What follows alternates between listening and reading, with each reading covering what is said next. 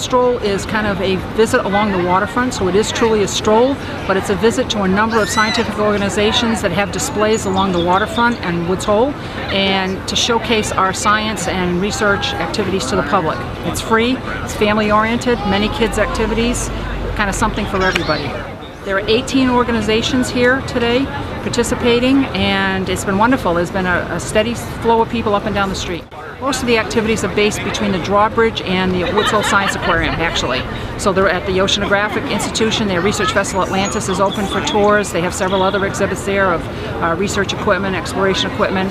The Marine Biological Laboratory right next door has a number of activities, and you can see animals in tanks and the kind of research they do. Here on Waterfront Park, where I'm standing, there are 4 or 5 or 6 different organizations here. The United States Geological Survey, the Sea Education Association, Woods Hole Research Center is here.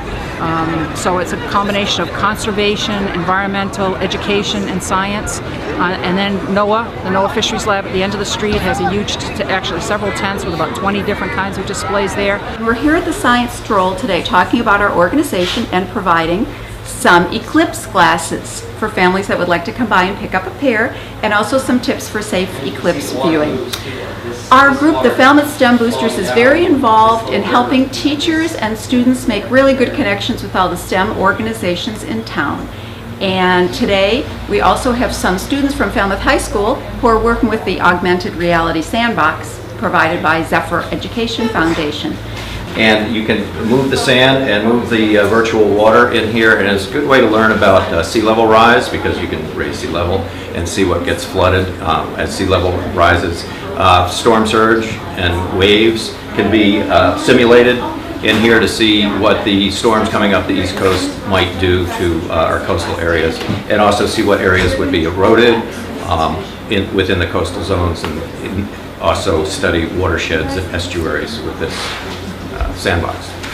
Things like scallops, if you study them, they're signs of healthy bay. So you know if you're finding scallops that the water's clean. Today we're doing candy chromatography, candy chemistry, and we're looking at dyes in M&Ms, the color coding of candies. So we've got a great group of kids here who are seeing all the different pigments that go into making up their favorite candy colors. And that's just everyday real world science, and that's what we're here to promote. Is science isn't something you should be afraid of.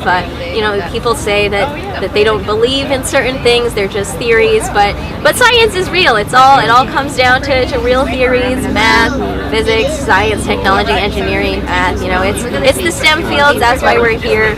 Science plays a role in all aspects of our lives, and it's a fun thing to do too. You can get your hands wet and just play with science. It's great.